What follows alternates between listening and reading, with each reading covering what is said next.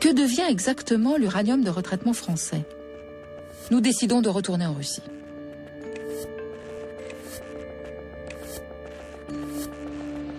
À Moscou, nous retrouvons Vladimir Tchouprov de Greenpeace Russie. Il enquête depuis plusieurs années sur les trafics d'uranium entre la Russie et l'Europe. Les matières qui viennent de France partent en fait à Tomsk, au milieu de la Sibérie. Vladimir nous y accompagne. Nous comprenons l'incroyable périple de l'uranium de retraitement français. Il quitte Pierre-Latte dans le sud de la France, parcourt 900 km jusqu'au Havre en train, puis 3500 km jusqu'à Saint-Pétersbourg en bateau et encore 3200 km en train pour finir ici, au fin fond de la Sibérie. Quand elle arrive à Tomsk, cette matière dangereuse a parcouru près de 8000 km.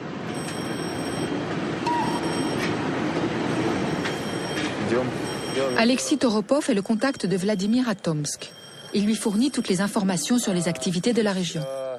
Il me semble que par là, il y a... Attention, ne parle pas trop fort, il ne faut pas que les cheminots nous repèrent et entendent ce qu'on dit.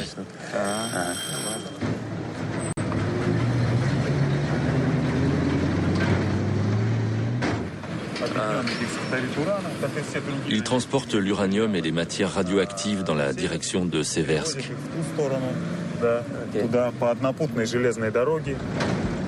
Les transports d'uranium ne s'arrêtent pas à Tomsk. Ils ne font que traverser la ville et se rendent à quelques kilomètres de là, dans le complexe nucléaire de Tomsk 7. Comme tous les centres atomiques russes, Tomsk 7 est une ville fermée aux étrangers.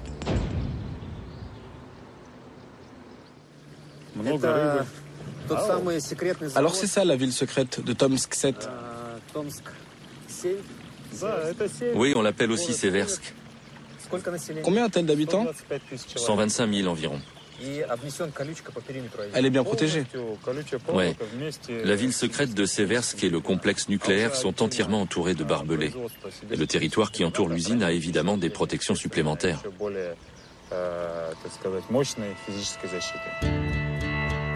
Derrière ces barrières infranchissables, l'uranium de retraitement français est enrichi, mais nous ne pourrons pas le voir. La Russie a accepté de faire ce travail depuis les années 90. L'enrichissement permet de fabriquer du nouveau combustible pour les centrales. À cette époque, le pays en faillite n'avait plus les moyens d'entretenir ses installations nucléaires ni de payer son personnel. L'État et l'industrie nucléaire avaient donc proposé aux pays étrangers d'importer leur combustible irradié. Le développement de ce commerce de déchets radioactifs et de matières nucléaires a soulevé une forte opposition.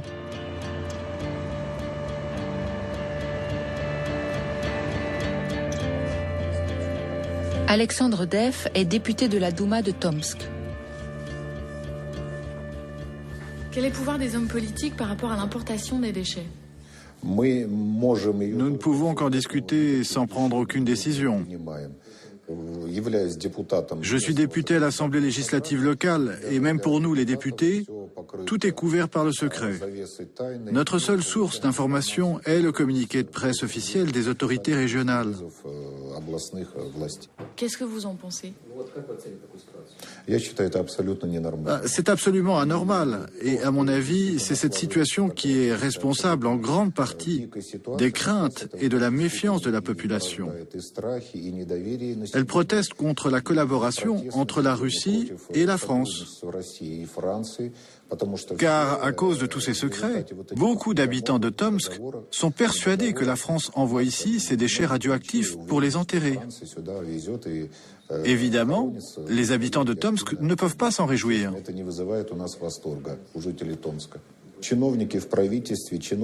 Les fonctionnaires du gouvernement et de l'industrie nucléaire doivent toucher des sommes très importantes pour l'importation de ces déchets radioactifs.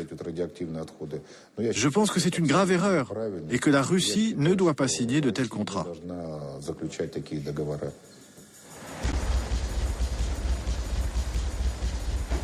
Depuis 1990, plusieurs centaines de tonnes d'uranium de retraitement français empruntent chaque année cette voie. Que deviennent-elles? Ça, c'est le train. Ça, c'est le train, oui. C'est celle-là. Creusez un peu sur l'image. Ça, c'est l'usine militaire avec les tours de refroidissement. Oh, mais qu'est-ce que c'est que ça? Voilà ce qu'on cherche. Voilà le problème. Ce sont les containers d'hexafluorure d'uranium stockés sur le territoire sibérien.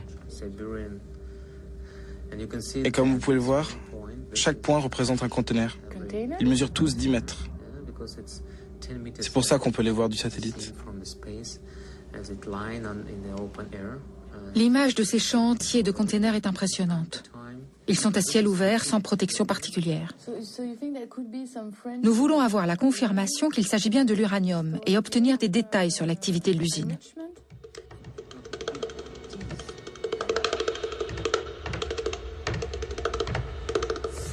Des journalistes français sont ici. Ce sont des journalistes de la télévision franco-allemande.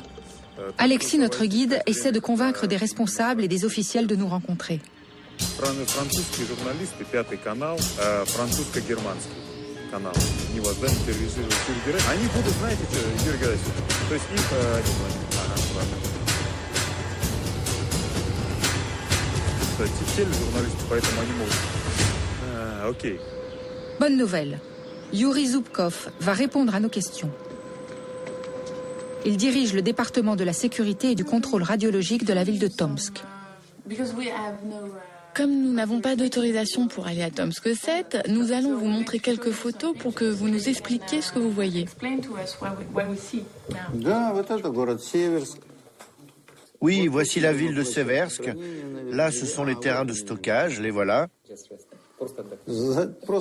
Et ça, c'est le lieu de stockage des containers d'hexafluorure d'uranium.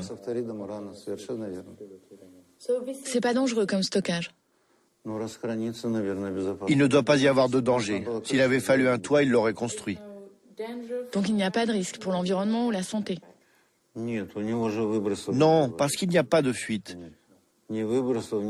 Ces containers sont étanches. Le risque, c'est seulement qu'un avion s'écrase dessus. Dans ce cas, il y aura un nuage contaminé. Mais c'est loin des quartiers habités. Pour être franc, on a un territoire tellement immense que quelques hectares soient occupés par ces containers, moi personnellement, ça ne m'inquiète pas. Alors, que devient l'uranium français une fois qu'il est arrivé ici? Ici, on le transforme. On le transvase des containers utilisés pour le transport dans des containers locaux.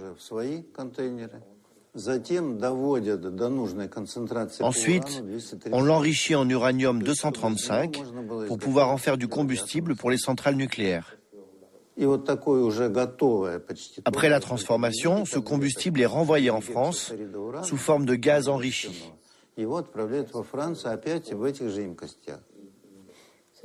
Ça veut dire que la totalité de l'uranium qui arrive de France retourne là-bas? Non, pas du tout. 80%, même peut-être plus, je ne connais pas le chiffre exact, mais 80% environ de l'uranium appauvri reste ici. Il est stocké sur notre site. Voilà l'information que nous cherchions. La France abandonne des tonnes d'uranium appauvri au fond de la Sibérie. Il est peu radioactif, mais constitue une forme de déchet qu'il faut surveiller et conserver dans de bonnes conditions.